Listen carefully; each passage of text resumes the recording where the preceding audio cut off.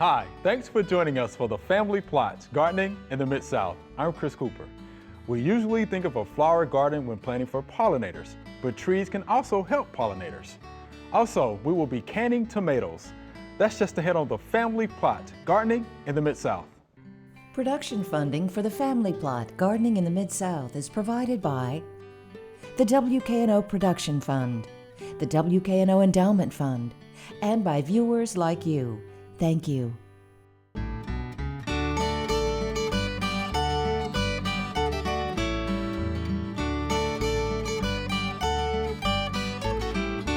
Welcome to the Family Plots. I'm Chris Cooper. Joining me today is Joellen Dimond. Joellen is the Director of Landscape at the University of Memphis, and Cathy Faust will be joining me later. Hi, Joellen. How you doing today? I'm doing fine. Good. So trees for pollinators, how about that? Trees for pollinators. Huh. And let's just define pollinators Okay, let's first. do that. Let's do that. Pollinators are bees, a lot of native bees. There's like 4,000 native bees in the United States. That's a lot. Then it's also butterflies and moths Okay. and birds. So birds are considered pollinators? Yes, because you know, when you think about it, like the Baltimore Orioles, when they come through, they go to native tulip poplar trees. Okay. And they'll eat on the tulips, the flowers for that, and feed on that. So birds also help pollinate. And think about hummingbirds. Okay, Hummingbirds help pollinate. So yes, birds, bees, moths, and butterflies are all pollinators, considered collectively as pollinators. That's good. And even some animals help pollinate. Who knew? By going around. Right. So yeah. That's a lot. Okay. So there's a lot of pollinators. A lot of pollinators out there. All right. And why native trees? Okay. You know, why do we think about native trees? Well, think about it. Trees live for a very long time. Yes. Of all the plant species, they're one of the largest. Okay. And they live for a long time. Right. So the odds of a moth or an insect or any kind of caterpillar to be attracted to that to eat is high because it's there for a long time, and it's large, so you can't miss a tree. Right. So yeah, that is one of the reasons why over time they have evolved together to help each other. Okay. The number one tree species are the oaks. I knew it. Yeah. Okay. The Quercus species. Because they attract more caterpillars, and they have the largest geographic region of any other tree species. And think about it, Asia, Europe, North America, Central America, and parts of South America. Oh, that's a wild range. Continents. Those are a lot of continents that oak trees are found in. So they are the number one species for attracting caterpillars or pollinators. And of course, oak trees also live for a very long time, a lot longer than a lot of the other trees. If you have only room for one tree, try to find an oak tree that will fit that situation, and it will be one of the best native trees that you can plant in your area. And it'll be around forever. And it'll be around for a very long time. Now, there are other North American native trees that attract pollinators, and we're going to start on them. And we're going to start with the most geographical region found in the United States and in other parts of the world. Acer species, the maples, found all over. Good fall color, also attract a lot of bees and butterflies. The Prunus species, the cherries. And specifically here in the United States, the Prunus serotina, the black cherry, and the Prunus virginiana, the chokecherry. Those two are the best of the two Prunus families in cherries to attract pollinators. Then there's the willow family, the salix species. These are found in lowland areas and withstand wet soils. So if you have a wet soil area, you need something to plant there for a tree, try a willow. The willow, got it. Yeah, betula also, the birch family, found a large part of the United States. And they are also withstand wet soils. They have beautiful bark for the winter, even when they don't have leaves on them. Then there are the hickories, the Carya species, hickories and pecans. They attract, of course, the pecan farmers and the hickory farmers probably say, yeah, we have to spray a lot because, things are very attractive to us. So, but you know what? Hickories are a host for a Luna moth. Yeah. And I always wondered why I had Luna moths around my house. Okay. And I have hickory trees. So that's probably why I have Those are pretty good sized moths, too. Oh, they're beautiful. Yeah, they are. They're beautiful. Yeah. Next, Pinus species, the pines. Yeah. And of course, that's evergreen. Okay. But they attract 191 different types of insects. Wow. And they're evergreen. Okay. Juniperus species, also the cedars, also evergreen, and good protection for pollinators. All right. Like the butterflies and the caterpillars will hang their cocoons on them for the winter. So that's a good place for that. Nyssa species, the Tupelo. Okay. It's good for fall color. One that if you're driving along, it's a tall tree, so you see it red and along the interstate. It's real pretty. Also, it's prized for its honey from bees. In fact, there are some beekeepers that will actually know when the Tupelo trees are blooming, and then they will take up the honey after they finish blooming. So their honey they're getting from the Tupelo trees is pure Tupelo honey. How about that? Okay. And it's very expensive, and it's very prized. So interesting. That is interesting. And it says a lot of people say it's the best tasting honey around, but I've never had any, so I don't know if I can. If I can attest to that. Right, but anyway, you try that. See. Yeah, I may have to try that one. Another one that's found large part of the United States is the populus species, the cottonwoods and the aspens family. They have softwood, and they are messy trees. You really need some land to have them on, but woodpeckers like them because of softwood. Okay. And they do attract a lot of bugs. Okay. Alnus species, the alder tree, very interesting plant, found a large part of the country, and in Central America too, and South America. The wood hardens in water when it is wet. The wood hardens. In fact, Venice is actually built on alder wood. Wow. Okay. And the Incas used to use it to fertilize soil. Because it's using alder's symbiotic relationship with a bacteria called Frankia alnae, which is found in the root nodules of the alder tree. How about that? And what it does, the sugars that are produced from that by photosynthesis make nitrogen, which also feed the tree, and changes and makes the soil around it fertile. How about that? Okay. So alders are a very ancient tree, and it's used a lot. So it is native. Did not know that. Yeah, a lot of bugs eat alders. Magnolia species. Okay. And the magnolias, some are deciduous, some are evergreen, some are small, some are tall. Yes. I mean, you can find one to fit in your yard somewhere. And they bloom in the spring, and they bloom in the summer, so it just depends on what kind you have. So it's very attractive for pollinators. Malus species, the crabapples. Okay. They feed and have nice blooms in the spring, and they feed a lot of bugs. Of course, a lot of people say that because I can't grow my crab apples because of all the bugs on them. Yes, I've heard that. Of course. Another one that's native, if you have a smaller yard, Carpinus caroliniana, the ironwood, and it can withstand wet soils because in nature it's found on riverbanks. Okay. Amelanchier species, the serviceberry. Yeah. It supports 114 caterpillar species. Wow, 114. Yeah. It has blooms in spring and the berries in the fall, which are edible. Cornus species, the dogwood. They support, they support 126 different caterpillar species. So everybody knows they have problems with their dogwoods. Right. And then there's the Cercis canadensis, the eastern redbud, flowers in the springs. The flowers are edible by humans, also supports a large caterpillar species. Okay, know that one.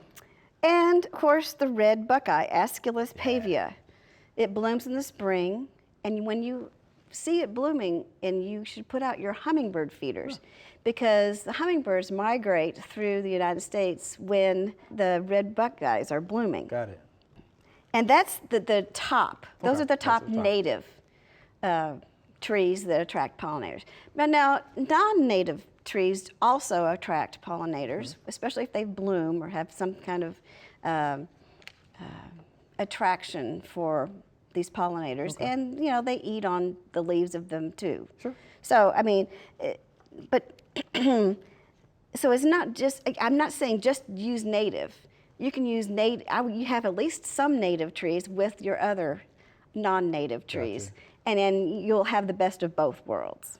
So plant a tree. Plant a tree. And leave the leaves. I like And that leave the campaign. leaves. Joel, that was good. Yeah. Real good information. A lot of those things I didn't know, but I learned them. That's pretty good. Thank you much.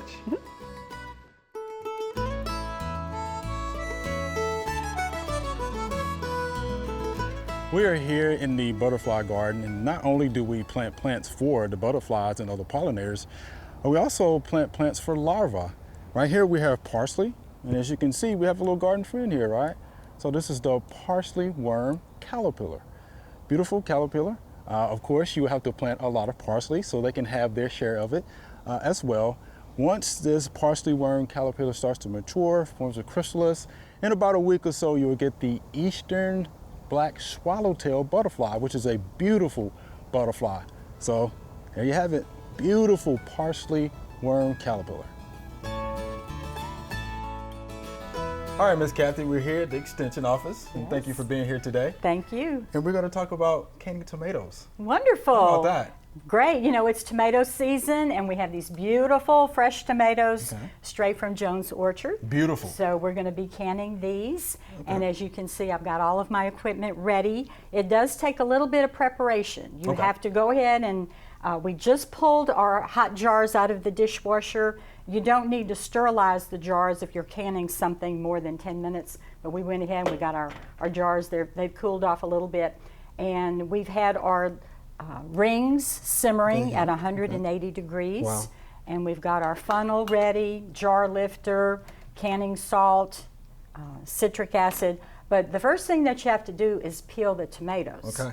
And a really, really simple way to do this, and we just finished, we put the tomatoes in boiling water for about 2 minutes, and then we put them in ice water, and you can see how easily the peel comes off. Right, So we it comes just went right ahead. off, huh? Yeah, it just peeled off so easily. And Nice. after this point, we core them, chop them up really good, and then we put them in a big pot. And as you can see, I've got my pot right here. But it wasn't that easy. That I was just went easy. ahead and got those taken care of. So what we've done here, we've gone ahead and we have simmered our tomatoes. Now these are, like we said, these are crushed tomatoes. And we're going to have these in the pressure canner for 15 minutes. If you were going to have them in a water bath canner, it would take much, much longer, say 35 or 40 minutes. So what we're going to do here, we don't normally pressure can tomatoes, but this, by doing it this way, we've saved up a little bit of time. Good. Like I said, I'm going to swap gears here. If you'll Okay, you need me hold to this hold for that? me. I can Thank do that. you. I'm going to move this out of the way. Okay. And what we will do, thank you, is go ahead and fill our jars to within 1/2 inch. We want about 1/2 inch headspace here. And those tomatoes smell good, by the way. Oh My yes, goodness. this has been nice. And you see, we didn't add any water. They made their own juice. Oh, so this is their own juice. It's a lot. Yeah, it made a lot of juice. And we're going to fill them to within 1/2 inch of the top. And people ask, why do we do this? Well, if you don't give them enough headspace, let's say if we just filled it and it had 1.5 inches left, the top may become discolored and it might contract air and it would not seal properly. Okay. And if we have too little headspace, it might boil over during the process. So what we're going to do, we're going to go ahead and wipe the top of the jar and make sure that there's no seeds or anything up So good here. contact is most Oh important. yeah, That's what we're because looking for. yeah, these lids have to fit just right. Okay. And we're going to add 1/4 teaspoon of citric acid. This is to the pints. And we're going to add 1/2 teaspoon of canning salt. See, 1/2 teaspoon of canning salt to the pints. So what was the acid for? Why do we need to add that? Oh, it kind of helps preserve it. Okay. You can also use lemon juice. You could use about a tablespoon of lemon juice. Now at this point, I'm going to go ahead. This is my bubbler, and I'm going to stick this down. You might see a little bit of air bubbles coming out. Just a few. Not as many as if you were doing green beans. So what we're going to do, we've got our air bubbles out, and this is a handy little measurement tool. We're going to measure 1/2 inch head space. Nice. See, all the way around. That's about 1/2 inch. And then we just add that lid right on top, and we wipe that. And then we get our bands, and we put these bands on just fingertip tight. Okay. Yeah, I've watched a lot of videos, and sometimes they just put them on way, way, way too tight. And at this point, we're going to go ahead and put them in the pressure canner. And I'm going to put this in the pressure canner, and then I want to talk to you a little bit about safety of pressure canning. It's just right over here. And in our pressure canner, we've got about 2 inches of water. Now, people call me all the time. They've never used a pressure canner, and they're afraid of it. And they ask me, what am I going to do? I might have one with the dial gauge or a weighted gauge. I can understand people being afraid of that, though. Oh, I've heard horror stories about these things. You see, this has a little dial on it, and you can come to our office and have this tested free of charge. We test it at 5 pounds, 10 pounds, and 15 pounds of pressure. But for our tomatoes, we're going to use 11 pounds of pressure. If we were going to use a weighted gauge, we would use 10 pounds of pressure. Now, you notice I've got a little piece of paper towel here. One thing you want to do, if you'll hold this for me, please, you want to oil the gasket. And we learned through trial and error, I think you were here that day, we couldn't get the lid off. I remember. And we had to get Jim in here to get the lid off for us. But you want to go ahead and just rub this oil around the gasket. And also, when you have your gasket tested, you want to make sure that it's not dry rotted. You can see this one's in pretty good shape. You also may want to run a string through this little vent. This is very important because what we're going to do is we're going to set the lid on top, and once we secure it, we're going to let it vent for 10 minutes. And you will see steam coming out of this vent. After the steam has escaped for 10 minutes, and that's very important, we're going to put the petcock on top, and then we'll start building our pressure up. Usually on an electric range, it's at number 7 to maintain it at 11 pounds of pressure. And we'll start timing it at 11 pounds, and we'll give it 15 minutes at 11 pounds of pressure. All right, Miss Cathy, special delivery. How about that? Thank you, Chris. One of the important factors of pressure canning is you have to realize the pressure canner is too heavy for a lot of women to lift. It's heavy. So it's good to have a strong man around to lift it off. I'm sure this weighed at least 25 pounds with all of the tomatoes in it. We appreciate your doing this. At this point, we are going to have to let it cool down. It will probably take about 40 minutes for it to cool down. All right, Miss Cathy, now it's been 40 minutes. So let's see the product. Okay, thank you, Chris. I was really surprised that it cooled down so quickly because normally it takes a little bit longer. When it gets down to 0, we give it an additional 10 minutes. Okay. So we're sure that it has cooled down. We're going to take the petcock off, and then we're going to open our lid. It's so easy because remember when we oiled it? That's why it's so easy to open. That's why you do that. And you want to open it away from you. Okay. It's still pretty hot. Wow. And we're going to take these jars out, and I see them bubbling. They're already popping. I hear them popping. Yeah, I sure did. Okay, and you see how the liquid is on the bottom. That will settle after a few days. So we want to put these out of the way of a draft. You don't want a draft. And we're just going to leave these undisturbed for about 12 hours. Now, if we were doing a canning class, like we've been doing recently, what we would have, we would let everyone go ahead and take theirs home after they had cooled down a tiny bit. But and it smells. You can still smell it. I know, and you It can smells see good. there goes another pop. I heard it.